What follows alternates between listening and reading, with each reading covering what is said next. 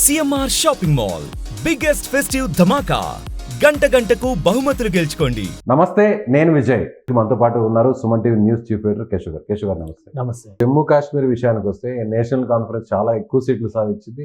మళ్ళీ ఒమర్ అబ్దుల్లా ఆయన ముఖ్యమంత్రి అయ్యే అవకాశం ఉందంట స్పష్టంగా. Umar Abdullah CM candidate already. Farooq Abdullah దానికి సంబంధించిన ప్రకటన కూడా చేసేశారు. మా కొత్త సీఎం రెడీగా ఉన్నారని చెప్పి ఆయన చెప్పేశారు. కాబట్టి 100% క్లారిటీ వచ్చేసింది. అక్కడ గవర్నమెంట్ ఫామ్ చేస్తుంది. ప్లస్ వచ్చిన రిజల్ట్ కూడా వన్ సైడెడ్గా నేషనల్ కాన్ఫరెన్స్కి ఎక్కువ అనుకూలంగా ఉంది. కాబట్టి ఆ రిజల్ట్ను బట్టి నిర్ణయం జరిగిపోవడానికి ఎక్కువ ఛాన్సెస్ ఉన్నాయి. అయితే మిగతా పార్టీలు అందరిది నామమాత్రం పాత్ర అయింది. భారతీయ జనతా పార్టీకి మాత్రం అక్కడ ఒక వైడ్ స్పేస్ దొరికేటువంటి అవకాశం ఉంది. చాలా బలమైన ప్రతిపక్ష సింగిల్ గా పోటీ చేసినా కూడా 26 సీట్లు పైన 26 పైన ఇప్పుడు ఫైనల్ నంబర్కి వెళ్ళేసరికి ఇంకా ఎక్కడ కన్క్లూడ్ అవుతుందో మనం చూడాలి. ఎందుకంటే భారతీయ జనతా పార్టీ అక్కడ అధికారంలోకి వస్తుందని చెప్పి అందరూ ఎక్స్పెక్టేషన్స్. భవిష్యత్తులో సింగిల్ గా పోటీ చేసినా కూడా జమ్మూ కాశ్మీర్ లో బీజేపీ గెలిచే ఇక్కడ ఒక చిన్న లాజికల్ గేమ్ ఇందులో నడుస్తుంది. జమ్మూ కాశ్మీర్ విషయంలో మనం ఒకసారి అది గమనించాలి. ఇందులో కూడా 90 సీట్లు మాత్రమే ఉన్నాయి. 90 సీట్లలో 42 సీట్లు జేఎండ్కే నేషనల్ కాన్ఫరెన్స్ పార్టీ, అంటే Jammu Kashmir national conference party అక్కడ లీడ్ ప్లస్ విన్నింగ్ స్టేజ్లో ఉన్నది 42 సీట్లు. అంటే 90 స్థానాల్లో 96 సీట్లు వస్తే గవర్నమెంట్ ఫామ్ చేయడానికి స్కోప్ ఏర్పడుతుంది. సో ఇంకొకటి ఇక్కడ బీజేపీకి 29 సీట్లలో లీడింగ్ ఉంది. 29, 27 నుంచి 29 గెలవడానికి అయితే ఇక్కడ కూడా చాలా క్లియర్గా ఉంది. బీజేపీ సింగిల్గా పోటీ చేసి సింగిల్గానే అక్కడ గెలుస్తుంది. ఇంకొకటి కాంగ్రెస్ పార్టీ మిత్రపక్షం నేషనల్ కాన్ఫరెన్స్తో కలిసి పోటీ చేసినటువంటి మిత్రపక్షం కేవలం 6 చోట్ల మాత్రమే లీడ్ ఆర్ విన్లో ఉన్నటువంటి పరిస్థితి. ఇంకా పీడీపీ అది కూడా People's Democratic Party, Mehbooba Mufti ఓడిపోయింది. ఆమె కుమార్తె కూడా ఓడిపోయింది. వాళ్ళ సీట్లు 3 ఇందాక వరకు కూడా 2 దగ్గరే ఉంది, ఇప్పుడు 3కి పెరిగింది. కాబట్టి వాళ్ళ రోల్ చాలా పరిమితం. సో బీజేపీ సపరేట్ అవడం వల్ల ఇప్పుడు బీజేపీ బలాన్ని పెంచుకుంది అనుకోవచ్చా? బీజేపీ అంటే దాని వెనక ఒక లాజిక్ ఉంది, చెప్తాను. అది ఇక్కడ జేపీసీకి సంబంధించి కూడా మనం చూస్తే కనుక జమ్మూ కాశ్మీర్ పీపుల్స్ కాన్ఫరెన్స్ ఒక సీటు లీడింగ్లో ఉంది. బహుశా 1 సీటు కూడా గెలిచే అవకాశం ఉంది. ఇండిపెండెంట్లు 7 ఉన్నారు. ఇండిపెండెంట్ల రోల్ కూడా చాలా కీలకంగా. ఇప్పుడు ఒకసారి పార్టీల వైజ్గా మనం ఇక్కడ ఈక్వేషన్ ఒకసారి చూద్దాం. జమ్మూ కాశ్మీర్ నేషనల్ కాన్ఫరెన్స్ 41 స్థానాలు గెలుచుకుంది, 1 చోట మాత్రమే లీడ్లో ఉంది. భారతీయ జనతా పార్టీ 29కి 29 గెలిచేసింది, అంటే ఫిక్స్ అయిపోయింది విన్. ఇంకా 1-2 వస్తాయంటానికి కూడా అవకాశం లేదు. So number clear. అందుకనే ఫారూక్ అబ్దుల్లా సీఎం క్యాండిడేట్ ఎవరు అనేది అనౌన్స్ చేశారు. నేషనల్ కాంగ్రెస్ చూస్తే కనుక, ఇండియన్ నేషనల్ కాంగ్రెస్ చూస్తే 6 చోట్ల గెలుపు డిక్లేర్ అయిపోయింది. సో ఇక్కడే 47 కనిపిస్తుంది, వచ్చేసింది. వాళ్ళకి కావాల్సిన మ్యాజిక్ ఫిగర్ వచ్చేసింది. ఇక Jammu Kashmir people democratic party పీడీపీకి సంబంధించి 3 చోట్ల గెలుపు క్లియర్ అయిపోయింది వాళ్ళది కూడా. అంటే ఆల్మోస్ట్ ఇక్కడ రిజల్ట్ ఒకటి పెండింగ్లో ఉంది. అది కూడా నేషనల్ కాన్ఫరెన్స్కి అనుకూలంగా ఉంది. Jammu Kashmir People's Conference 1 seat గెలిచింది. కమ్యూనిస్ట్ పార్టీ ఆఫ్ ఇండియా ఇది సిపిఎం 1 సీటు గెలిచింది.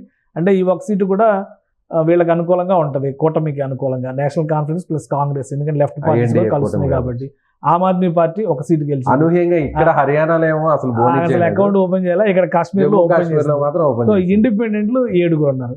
ఈ ఇండిపెండెంట్లు ఎవరు ఎటువైపు ఉంటారు అనేది మనం ఒకసారి ఆలోచించాలి. ఇక మీరు అడిగినటువంటి ప్రశ్నకి సమాధానం ఏంటంటే, జమ్మూ కాశ్మీర్ మ్యాప్ అనగానే మనకు ఒక మైండ్ సెట్ ఉంటుంది. మనం ఒక పెద్ద మ్యాప్ని చూస్తూ ఉంటాము, భారతదేశానికి తలమానికంగా ఉండేటువంటి మ్యాప్. కానీ ఇప్పుడు ఇది జమ్మూ కాశ్మీర్ మ్యాప్. ఈ మ్యాప్లో చూస్తే క్లియర్గా ఈ సదరన్ పార్ట్ మొత్తం కాషాయ రంగులో ఉన్నది మొత్తం కూడా జమ్మూ ఏరియాలో గెలిచిన వాళ్ళందరూ కూడా ఎక్కువ మంది బీజేపీ పండిట్స్ ఎక్కువ ఉండేటువంటి ప్రాంతం. సో గెలుపొందిన క్యాండిడేట్లు కూడా ఎక్కువ మంది హిందూ ఆర్ సిక్ వర్గాలకు సంబంధించినటువంటి నాయకులు. కాశ్మీర్లో మొత్తం ఎర్రగా కనిపిస్తుంది. నేషనల్ కాన్ఫరెన్స్ బ్లూగా ఉంది కాంగ్రెస్ పార్టీ. పీడీపీ 2 సీట్లు గెలిచింది కాబట్టి పీడీపీ. సో ఇక్కడ ఈక్వేషన్ మీకు అర్థమైపోతుంది. జమ్మూ కాశ్మీర్లో వచ్చినటువంటి రిజల్ట్ ఒక విధంగా మత ప్రాతిపదికన జరిగిన ఓటింగ్గా మనం చూడాల్సి ఉంటుంది. సో ఇక్కడ ఈ జమ్మూలో కూడా కాంగ్రెస్ పార్టీ 1 స్థానంలో గెలిచింది, అలానే ఇండిపెండెంట్ 1 స్థానంలో గెలిచింది. అవి మాత్రమే కనిపిస్తుంది. సో వీటిల్లో మనం చూసినా కానీ ఇక్కడ కూడా మీరు క్యాండిడేట్ల పేర్లు చూస్తే డాక్టర్ రామేశ్వర్ సింగ్ ఇండిపెండెంట్ గెలిచారు. సో ఈ నియోజకవర్గాల పరంగా మనం చూసినప్పుడు బానీ నియోజకవర్గం రామేశ్వర్ సింగ్ ఇండిపెండెంట్గా గెలిచారు. భారతీయ జనతా పార్టీ 2nd పొజిషన్లో ఉంది. డెమోక్రటిక్ ప్రోగ్రెసివ్ ఆజాద్ పార్టీ ఇది 3వ స్థానంలో ఉంది. సో ఇండియన్ నేషనల్ కాంగ్రెస్ 4వ స్థానంలో. సో ముస్లిమేతరులు మాత్రమే అక్కడ గెలుపొందినటువంటి జమ్మూ ప్రాంతంలో గెలుపొందినటువంటి అభ్యర్థులు అందరూ కూడా ఎక్కువ మంది కమ్యూనిటీ పరంగా ఓటింగ్ జరిగింది కాబట్టి అక్కడ ఉన్నటువంటి ఓటర్స్ కూడా కమ్యూనిటీ పరంగా హిందూ మెజారిటీ అని మనం అర్థం చేసుకోవాలి. కాబట్టి ఆ ప్రాంతాల్లో భారతీయ జనతా పార్టీ 95% సక్సెస్ అయింది. 95% పట్టు సాధించింది. ఒకవేళ జమ్మూ కాశ్మీర్ రాష్ట్ర విభజన కనుక జరగకుండా లదాఖ్తో కలుపుకుని కనుక ఎన్నిక జరుగుంటే బీజేపీకి లాస్ట్ టైం బీజేపీ ఎలా అయితే గవర్నమెంట్ ఫామ్ చేసిందో ఈసారి కూడా కాశ్మీర్లో మినహా మిగతా ప్రాంతాన్ని కలుపుకుని గవర్నమెంట్ ఫామ్ చేయడానికి అవకాశం ఉండేది. కానీ రెండు సెపరేట్ అవడం వల్ల బీజేపీ రెండు కేంద్రపాలిత ప్రాంతాలు అవడం వల్ల కాశ్మీర్ లోయలో ఎక్కువ సీట్లు ఎక్కువ పాపులేషన్ ఉంది కాబట్టి కాశ్మీర్ లోయలో ఎవరు ఎక్కువ సీట్లు గెలుస్తారో వాళ్ళు అధికారాన్ని ఫామ్ చేసే అవకాశం ఉంది. జమ్మూ మైనారిటీ ఏరియా కాబట్టి అక్కడ 95% రిజల్ట్ వచ్చినా కానీ భారతీయ జనతా పార్టీకి అనుకూలమైనటువంటి రిజల్ట్ కాదు అది. సో ఇదొక simple logic. Bharatiya Janata party ఇప్పుడు దీన్ని ఇక్కడ ఏర్పడబోయేటువంటి అసెంబ్లీ దృష్టిలో పెట్టుకుని ఈ అసెంబ్లీ చేయబోయేటువంటి తీర్మానం ఆధారంగా ఆర్టికల్ 370 అనేది ఇక అది కనుచూపులో లేనటువంటి అంశం. కానీ రాష్ట్ర హోదా పునరుద్ధరణ అనేది జమ్మూ కాశ్మీర్కి చాలా కీలకమైనటువంటి అంశం. సో రాష్ట్ర హోదా పునరుద్ధరణ దిశగా కేంద్ర ప్రభుత్వం ఎంతవరకు పావులు కదుపుతుంది అనేది కీలకమైనటువంటి అంశం. సో అక్కడ ఉన్నటువంటి స్టేట్ గవర్నమెంట్కి సెంట్రల్ గవర్నమెంట్కి ఇద్దరి మధ్య కమ్యూనికేషన్ ఎలా ఉండబోతుంది కూడా చూడాలి. ఇక్కడ ఒకటి, ఇప్పుడు ప్రభుత్వాలు ఏర్పడే వరకు రాజకీయ వైషమ్యాలు, రాజకీయ వైరుధ్యాలు, సిద్ధాంతపరమైనటువంటి విన్యాసాలు ఇవన్నీ ఉంటాయి.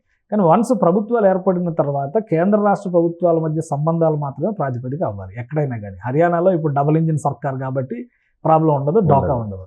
అలానే జమ్మూ కాశ్మీర్లోకి వచ్చేసరికి జమ్మూ కాశ్మీర్లో ఒక విషయం మనం గమనించాల్సింది ఏంటంటే law and order still under the control of central government. కాబట్టి లెఫ్టినెంట్ గవర్నర్ పరిపాలన అనేది ప్రస్తుతానికి కొనసాగుతుంది. ఒకవేళ రాష్ట్ర హోదా ఇస్తే ఏ విధంగా మారుతుంది, ప్లస్ ఆర్టికల్ 370 తీసేసిన తర్వాత మొట్టమొదటిసారిగా రాష్ట్ర ప్రతిపత్తి జమ్మూ కాశ్మీర్కి దక్కితే నార్మల్ అధికారాలే ఉంటాయి. మనం ఇప్పుడు ప్రతి రాష్ట్రానికి ఏ అధికారాలు ఉన్నాయో ఆ అధికారాలు మాత్రమే ఉంటాయి. ఎట్ ద సేమ్ టైం గతంలో ఉన్నటువంటి ఏంటంటే వాళ్ళకు ఒక ప్రత్యేకమైనటువంటి ఏదో విదేశాంగ విధానము, ఎకనామిక్ పాలసీస్ ఇవి మినహా మిగతా అంతా కూడా వాళ్ళు స్వతంత్ర నిర్ణయాలు తీసుకునేవాళ్ళు. వాళ్ళకు పార్టీలు జెండాల దగ్గర రాష్ట్రానికి ఒక జెండాని, జాతీయ చిహ్నాన్ని కూడా పెట్టుకున్నటువంటి వారు. ఒకప్పుడు కొంతకాలం వరకు ప్రధానమంత్రికి పదవిగా దాన్ని చెప్పినట్టు ఒకే దేశం రెండు ప్రధానమైనటువంటి చర్చని అప్పుడే ఖండించారు చాలా మంది. బయట వ్యక్తులు అక్కడికి వెళ్ళాలని. కాబట్టి ఇప్పుడు సాధారణమైనటువంటి రాష్ట్రం హర్యానా రాష్ట్రం ఎలా ఉంటుందో ఈ రాష్ట్రం అలానే ఉంటుంది. కాదు హర్యానాలో డబుల్ ఇంజిన్ సర్కార్ ఉంది. పంజాబ్ రాష్ట్రం ఎలా ఉంటుందో కాశ్మీర్ రాష్ట్రం కూడా అలానే ఉంటుంది ఒకవేళ రాష్ట్ర హోదా ఇస్తే. కాబట్టి కేంద్ర ప్రభుత్వం వివిధ రాష్ట్రాలకు ఏ ప్రాతిపదికనైతే ఎటువంటి రాజ్యాంగబద్ధమైనటువంటి రక్షణలు ఉన్నాయో ఆ రక్షణలన్నీ కూడా రాష్ట్ర హోదా దక్కినప్పుడు కాశ్మీర్కి కూడా వర్తిస్తాయి.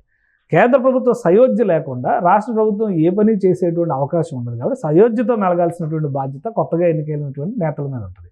రాష్ట్ర ప్రయోజనాల కోసం వాళ్ళు సయోధ్యతో వెళతారా, లేదా వేరే ఉద్దేశాలను దృష్టిలో పెట్టుకుని, లేదా వేర్పాటువాదాన్ని ప్రోత్సహించేటువంటి క్రమంలో మరొక రీతిలో కనుక ముందుకు వెళ్తారా అనేది వాళ్ళ చేతిలోనే ఉంటుంది. అందుకనే కేంద్ర ప్రభుత్వం కూడా ఈ విషయంలో ఆచితూచి వ్యవహరించిన తర్వాతే రాష్ట్ర హోదా పునరుద్ధరణ ఉంటుంది, అధికారాల బదలాయింపులు కూడా ఉంటాయి. Right sir, thank you so much. So అదేవిధంగా జమ్మూ కాశ్మీర్లో ముఖ్యంగా లడఖ్ని సపరేట్ చేసిన తర్వాత జమ్మూలో బీజేపీ తన పట్టు నిలుపుకున్నప్పటికీ మిగిలినటువంటి ప్రాంతాల్లో ఇతర పార్టీలు లీడ్లోకి వచ్చాయని నేషనల్ కాన్ఫరెన్స్ అందుకే ఇప్పుడు అధికారాన్ని చేపట్టబోతుందని కేశవ్ గారు చెప్తున్నారు. Thank you so much. Suman టీవీలో మీ పర్సనల్ అండ్ బిజినెస్ ప్రమోషన్స్ కోసం కింది నెంబర్కి కాంటాక్ట్ చేయండి.